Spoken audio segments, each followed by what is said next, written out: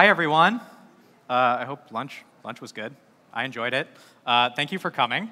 I'm going to be talking about crafting an unbeatable game thesis, and this is something I work with a lot of my clients on.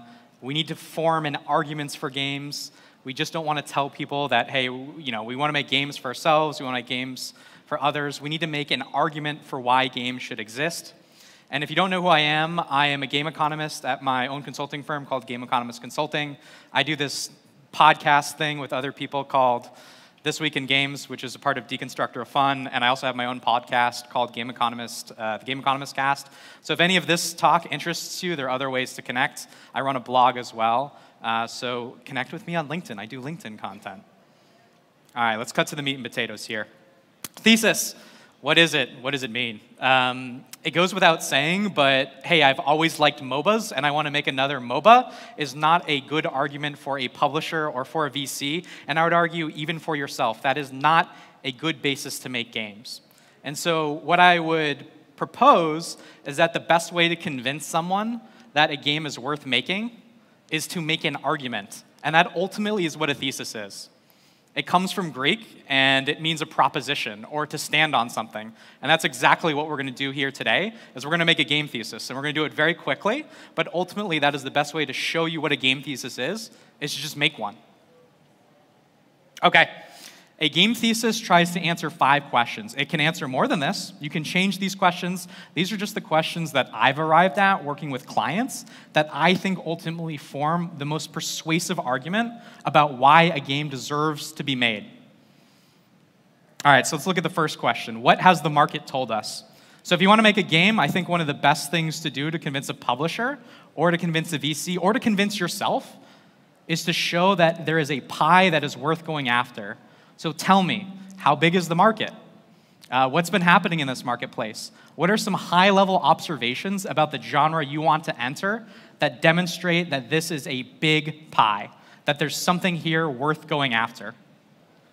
Okay, second question. This is one of the most important ones. What is the opportunity? So you've spent some time, you've done your TAM analysis, you've showed your total addressable market. Show me what is the opportunity for you to get a seat at that table and get a slice of that pie. One of the most important parts of a game thesis. How will we be the different? How will we be the same? This gets a little bit more tactical. So now that you've shown me what the total addressable market is, now that you've shown me what the opportunity is, give me something more tactical. Show me how you're going to be different than the products already on the market, and I argue even more important than that, show me how you're going to be the same. This is part of the thesis that people miss the most, is that it's not just about how you're going to differentiate yourself, it's also what you're going to take that's already been on the marketplace. Hedge some of your risk. Figure out what's already been working. So again, it's not just about what's been different, it's also about what's the same. Now, I put the next 2 questions together because they're very closely related, and I ended up refining this after working with a lot of PC and console developers. So the next question is, what are the main content pipelines? Very, very important. So you need to figure out, hey, look, I go out, I make this game, it's successful, it's doing well. What is the thing that you're going to dump more capital, more headcount, more resources into that are ultimately going to build on the retention that you've already established? This question asks you to figure out what is the part of your game that's driving retention, and how can I tune it so that I can get more of it? How do I make more widgets? How do we make more Candy Crush levels? How do we make more Fortnite cosmetics? After we've established that question, and this one's very closely related, we need to figure out clear monetization hooks. Now, when I've worked with PC and console developers, I can tell you that sometimes the main content pipelines are the monetization hooks, sometimes they're not. But even more important than that, after you figure out the main content pipelines, how are you ultimately going to wrap it in some sort of monetization mechanic? So great, I love that you have cosmetics. Are you going to sell them with a direct store? Are you going to put them in a loot box? Are you going to put them in a battle pass? So even though you have content pipelines, you need to figure out what those monetization hooks are, or at least have some high-level idea of how you're going to do it. Okay, so best way to see a thesis in action is to use it. So what we're going to do is we're going to travel back in time to when Second Dinner might have been considering making Marvel Snap, and we're going to try to form the strongest argument for Marvel Snap's existence. And we have our structure here, our 5 questions. Here's what I would argue is what the market has told us leading up to Marvel Snap's launch, or at least it's funding from NetEase. IP-driven CCGs generate sizable revenue, and we'll be diving more into each part of these questions and each part of this thesis. But mobile lacks a digital and mobile-first CCG. That, I think, is the opportunity that Second Dinner saw when they made Marvel Snap. Mobile is lacking a digital and mobile-first CCG. How will we be the same or different? By optimizing match length and UX, we'll create the first digital and mobile-first CCG. Now, if you look at this one, there's not a whole lot of the same. There's a lot of the different part, but there's not a lot of the same part. And I think ultimately that's what's going to bite them in the butt. So maybe if they had gone through this process, they would have hedged their risk a little bit, and they might be more successful than where they are today. But still, they at least had an idea of how they were going to be different. All right, main content pipelines. Single ability cards with cosmetics. I think this one was pretty clear early on. I think Ben Brode, who was the lead game designer, knew this fairly early on, but they understood what they wanted to do in terms of card design, and they understood that cards ultimately are going to drive a lot of their retentive effect, and that cosmetics are going to be some icing on the cake.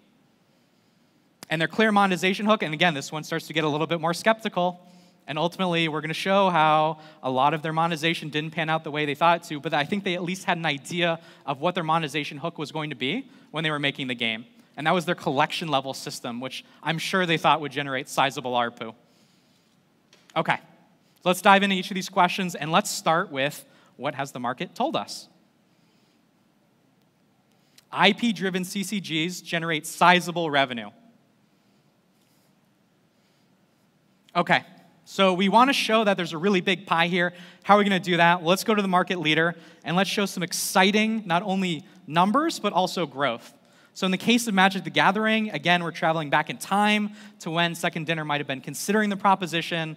So we're going back to, let's say, 2020 or late 2019. Wow, Magic the Gathering makes a lot of money. Surprise! But here's the other thing that's really interesting. Growth.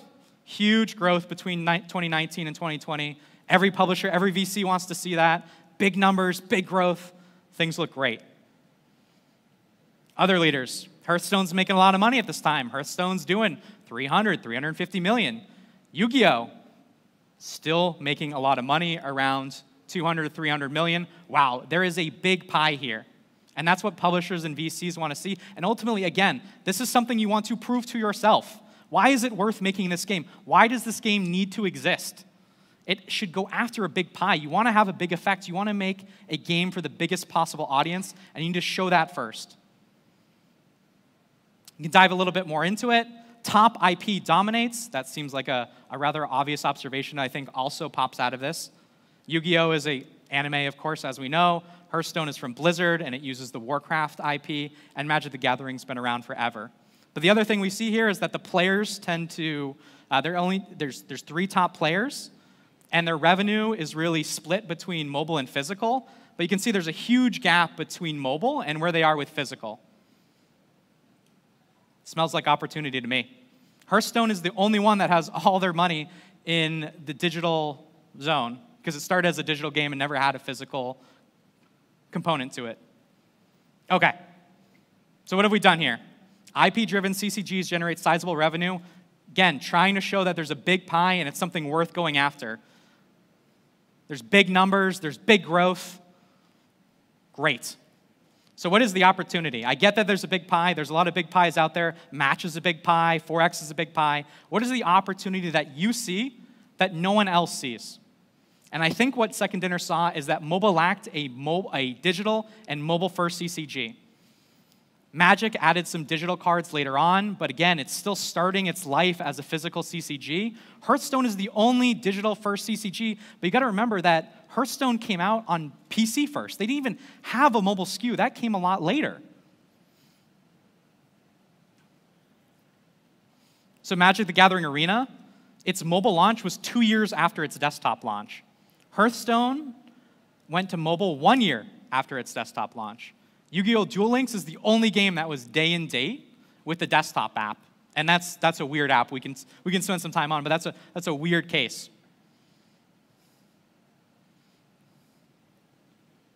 The other thing is that even though Hearthstone ended up going to mobile, it really still feels like a PC-first app.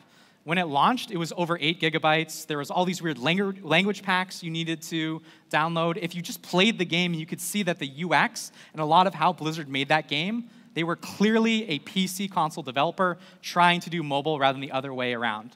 And again, what are we trying to establish here? Mobile lacks a digital and mobile-first CCG.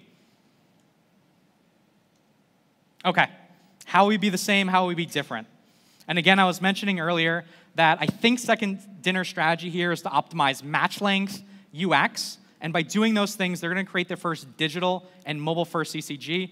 Only thing they're missing here is some of the same parts, and I wish they spent more time on that. How are they going to be the same? How are they going to use existing mechanics that already exist to make this a successful product? Okay, let's talk about match length. If you look at other titles at the time, the average time to complete a match for a lot of CCGs was enormous. Pokemon, 15 minutes. Magic the Gathering Arena, 13 minutes. Even Hearthstone, which is much, much better, is 6 minutes. If you have played Candy Crush, you know how quick those levels are. You know how fast they go. And that is the beauty of mobile, is that it can fit into your life in so many different ways because the session times are so short. So if you're waiting for a bus or you're waiting for a train, it's very easy to whip out your phone and play a game of Candy Crush. It's very hard to do that in a lot of the other CCGs. And why? Because they started as physical games. They were not mobile first, and they've not been digital. Okay, what's the other problem here? UX. Hearthstone. Horizontal. No, thank you. That's not naturally how you hold the phone. That's not how you take out your phone. The first thing you do when you want to take out your phone is not flip it. You want to use it naturally as you would in other applications. Huge problem. Ugh, it gets worse. Magic the Gathering Arena, same situation. Again, these developers are so imbued in their earlier paradigms that they can't see mobile, and they can't create a game from the ground up for the medium. The only exception here was Yu-Gi-Oh! Duel Links. And again, we talked about it earlier. That was day and date with the desktop app. But you can also see, if you look at the screenshot here, it's still kind of awkward. It's kind of a 3D view. It still looks like a physical game. They haven't completely adopted the paradigm yet. They haven't built something from the ground up that takes advantage of the medium. Their failure is your opportunity, and you need to point it out. Okay, what's the digital part of this? So here's a card from Magic the Gathering. This is a card that's only available in Magic the Gathering Arena, so the digital version of the game. And you'll notice one of the effects. It says, whenever this card attacks, conjure 4 cards named Lightning Bolt into your library. Now, if you were doing this in a physical game, it's a little bit weird, right? What the hell is a lightning bolt? Where does the lightning bolt come from? Where do I get these 4 lightning bolts? You know, I'm opening a pack of cards. I play this card. I use it. Where are my lightning bolts? Very strange. But when you think about a digital medium, you can do stuff like this. I can look at the card. I can inspect it. I can hover over the text. And I can see what a lightning bolt is. And I certainly don't need the physical cards. The magic of digital will just automatically create them. So again, Magic the Gathering was just starting to experiment with these digital-first cards. But what if you built a game from the ground up that took advantage of these effects that you can only do in digital?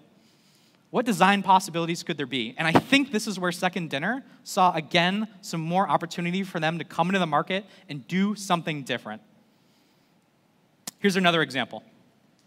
So with this particular card, you see that there's an effect. It's called Spellbook. Spellbook is a very interesting effect. Again, it's only available in the digital version of Magic the Gathering. And what a Spellbook says is, or when you play this card, you get to pick a card from this card's Spellbook. So this card has a specific series of abilities that you can use. But again, if you're operating in a physical paradigm, I play this card, like where is this Spellbook? How is it magically going to appear? So again, imagine if you could create a card game from the ground up that started with the idea that it was digital. What new design space could you explore? And so in this particular case, you play this card, you get to pick a card from its spellbook. In the digital format of Magic the Gathering, the cards automatically appear in front of you. A digital-only effect. Really, really cool. Really, really cool. But again, imagine if you could do this from the ground up. Okay. What are the main content pipelines? That was one of the last questions we were talking about. We need to figure this out. This is ultimately the dial that we are going to tune. We're going to add more headcount, we're going to add more capital, and this is what's going to drive retention. And it should be what's driving retention right now in your game. But thinking about this ahead of time, really, really important. If you're king and you're going to make a match 3, you should know that your main content pipelines, the things that are going to drive retention, are the levels. And you should be thinking about that day 0. Day -1, you should be thinking about that. And in the case of Marvel Snap, I think they were looking at single ability cards with cosmetics. I think they had a very clear idea of what was going to cost them the most amount of headcount and ultimately the most amount of design leverage or design weight for them.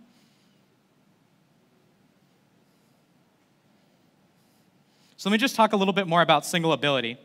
So when you think about CCGs like Magic the Gathering or Pokemon or Yu-Gi-Oh!, there's all these different card effects. There's an instant card, there's a sorcery card, there's a creature card, and they all interact in weird and complicated ways. And sometimes they have multiple abilities. So this isn't just one ability. This card can do a million different things. If we were to go back and look at some of these cards, there's a lot of text on these cards too. There's a lot going on. This card says it has haste, and it has this other ability I was talking about that's going to conjure these lightning bolts. So there's a lot going on here. And I think the insight that they had very early on, from both a simplicity and accessibility point of view, but also from a design point of view, is that, hey, when we make our cards, they're going to have one ability. We're going to simplify a lot of this. So they have an idea ahead of time or what their content pipelines are, and when they made that really important design decision only to have one ability per card, I think they reduced a lot of the scope, and it let them generate more and more content. So the other piece of this is single ability cards with cosmetics. So it isn't just cards that are going to form their content pipelines. I think they have a very early idea that cosmetics are also going to matter here. They were HD developers. I'm sure they saw the success of Fortnite at the time. We're going to do cosmetics. That's the other part of this. Okay, Magic the Gathering again. We're back. This is a land in Magic the Gathering. It's an energy point. You play them a lot. And sometimes they have nice little artwork on them. What Magic the Gathering realized is that you can do very small things to these cards to generate huge effects. So one of the things they did is they just made it take up the whole card space. That was it. That was a very simple thing they did. And players freaking love this. They lost their shit. They lost their mind when they saw this. They immediately wanted to go after these full screen cards because it differentiated them from other players on the battlefield. That's exactly what you're trying to do with cosmetics, is differentiate yourself. Okay, what if someone, again, from the ground up said, we're going to go after cosmetics. We're going to make cosmetics work in CCGs. We see some evidence that it's already working. We see these cards that people went bananas for. What else would there be? The oldest freaking play in the book, holographic cards. It's been around forever. And we can observe the difference in price between a normal card and a holographic card. Right? We can go on to the secondary market and we can say, okay, what does a Charizard go for? Maybe $100. And we can see what a holographic Charizard goes for. Maybe it's $200. So players seem to clearly value when we make small cosmetic changes. And here's the thing I really want to point out here. Here's the brilliance of things like this. Extremely cheap. A holographic card, near zero marginal cost. I plug it into Photoshop, maybe I use a filter, and boom, I've got a holographic card. And I know artists may be offended by that, but by and large, it's pretty cheap to take a card and make it holographic. And if we were to go back and put ourselves in Second Dinner's shoes, I don't think they knew that they were going to have the cool 3D effect, which if you play the game, you know about. If you tilt your phone a little bit, it's got a little bit of a 3D effect. But what I do think they probably identified early on is that, hey, this is something that players really respond to, and it's pretty cheap to make. And this is going to form a lot of our content pipeline. Same thing with these lands I'm talking about. Small changes to the art of a card seem to be producing these crazy effects in these card games, but very few people are taking advantage of it. Okay, clear monetization hooks. Probably the most skeptical part of Second Dinner's whole strategy here is what their clear monetization hooks are, because they're going to go off the reservation a little bit. So here's how I think they got to their collection level system, which is in the game. And I think they identified it ahead of time. I think they identified that they weren't going to do card packs, and they were going to use this collection level system. And I think they saw something in the collection level system that other developers didn't see when they looked at the CCG market?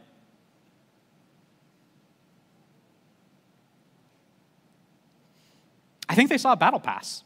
I think they saw, when they looked at CCGs, when they looked at Magic the Gathering, when they looked at Hearthstone, the thing you realize when you play these games, and again, remember, they largely started as PC games, they largely started as physical games. I think what they saw is that there isn't a lot of progression in CCGs. There isn't a lot of the core game mechanics we see in other games, like an account level system, or a way to consistently acquire cards. A lot of these games, even though that they're free to play, they don't have clear ways that I can get cards for free. There isn't a lot of these systems. There might be a mission system in Hearthstone, but there isn't a lot of like core retentive systems. And I think that's what they saw here is like, hey, we're finally going to build a more traditional free-to-play collection mechanic account level system. And we know we can monetize this. We've seen people monetize account level before. We've seen them monetize Battle Pass before. Let's do that. Who needs card packs? We can do that. So I think at least at this point, they had an idea of what their monetization hooks are. They had something identified ahead of time. Now, the thing to keep in mind is that this is an extremely high-level presentation, right? We've gone over. We went blazing fast over the 5 questions, right? We tried to say, okay, what has the market told us? What is the market-level insight that shows that there's a big pie here that's worth going after? And what we tried to show is that IP-driven CCGs generate sizable revenue, which again is going to tie in ultimately to the proposition that Second Dinner is making. We're going to go after, we're going to be an IP, and we're going to be a CCG, and we know these generate sizable revenue. We tried to identify what the opportunity is, right? And we tried to show over and over again that mobile lacks a digital and mobile-first CCG. And there were just so many costs that come with thinking about a game as physical from the beginning. And we really challenged whoever was reading the deck, maybe it was a VC, maybe you were presenting it, we really challenged them to say, what if someone built this from the ground up from day 0? We tried to identify how we're going to be the same or different. So not only was there an opportunity we were going to go after, we also tried to say, hey, what is our strategic plan to actually go after this opportunity? We're going to optimize match length. That seems broken. 6 minutes for Hearthstone match? That's the best you can do? We're going to get that way down. We're going to make sure that this game can fit in people's lives in very different ways. And as we know, they come up with brilliant solutions in Marvel Snap, right? You play at the same time. It's not a turn-based game in the same sense of that you take a turn and then your opponent takes a turn. You play at the same time. It's a genius solution. But I think they started from the proposition that match length is broken. We need to figure this out. We need to get below 6 minutes, and ultimately they do. They get way below 6 minutes. You can have a quick Marvel Snap game. You can have a very quick Marvel Snap game. They have a timer. So it isn't just about, hey, our match length is shorter. They also made match length more consistent, which is another key part of making sure that mobile games can fit into people's lives, is that making sure the time is consistent. If I know that the train is coming in 3 minutes, it's great that my average match length may be 3 minutes, but I want it to consistently be 3 minutes so I have a guarantee that I can finish a session quickly. We talked about UX. No one was thinking about the natural way you hold a phone. Everyone had been horizontal, they went vertical. Very simple stuff. Again, when you're trapped in an old paradigm, you can't see these things, and a thesis, I think, helps bring them forward and makes them clear propositions. And they think when they combine these things together, they're going to create the first digital and mobile-first CCG. We went over the main content pipelines. Single ability cards with cosmetics. Brilliant design decision. They know exactly, hey, if this game takes off, this is the thing we're going to optimize, this is the thing we're going to tune, this is ultimately what's going to drive retention. Huge. Good for them. They knew that cosmetics mattered. They thought about that ahead of time. They had those content pipelines set up. And if you've been playing Marvel Snap, they're letting it rip. They're making a lot of cards and a lot of cosmetics very quickly, and I think it's because they had a very strong early idea that this is what they were going to do. And the clear monetization hooks, maybe this is the most skeptical part, but I think they at least had an idea of the problem they were trying to solve with the collection level system is like, look at CCGs, they don't have a lot of traditional account level progression. There isn't a really good free-to-play experience. We're going to add this. We know that battle passes can monetize. This is going to generate sizable revenue. So again, when they're going through this thesis, they are thinking about the strongest argument for the game's existence. Why should this thing exist? It's not enough to just say, hey, I want to make the type of games that I want to play. VCs, publishers, they don't care about the type of games you want to play. They ultimately want to know why this game deserves to be made and why it's going to be successful. That's what a game thesis is. It's trying to form the best argument for a game's existence. Okay, some final remarks here. And this is ironic, I know, but write it before you present it. You know, I went very quickly through these slides, very quickly through this thesis. This deserves a depth of thought that I wasn't able to present here. There were ways you could have torn this apart. You could have said, hey, that collection level system, that's going to generate sizable ARPU, that you're claiming is going to generate sizable ARPU. Hey, I looked into the Fortnite numbers, and I know that Fortnite's Battle Pass only does 25 to 30% of the revenue for the game. You're telling me you're going to bet the whole house on this? So writing before you present can be good to critically examine your arguments and provide an additional depth of thought. I would highly suggest writing out your thesis and then wrapping it in a presentation like this, trying to show the weakest points. The other thing I would say is prove it to yourself before you prove it to others. So I've been talking about publishers, I've been talking about VCs, but ultimately the most important part of a game thesis is that you prove it to yourself. Why should you make this game? Why does this game deserve to be made? You need to believe in that. You need to believe that this game deserves to be made. And not because you want to make it, but because there's a solid, logical foundation to make it. Okay. The other thing that I've worked with clients on is, hey, I'm already in development. I'm already, let's say 3 months, a year, 2 years into development. Should I do a game thesis? This is only something you do when you're considering an idea. Absolutely not. You should do this at any point in development. In fact, I've worked with a lot of teams who already have a live product out, and we've worked backwards to figure out what their thesis is. And it's not just about a check mark about what you're already doing, although it can do that. What it's about is aligning your team. What is it that we're actually making? What are the content pipelines? Have we gotten sidetracked? Are we focusing on the right thing? Do we know the market we're going after? This is a really good tool to realign teams and to make a clear, consistent, logical, and easy to understand argument about why it is you're making the game you're making.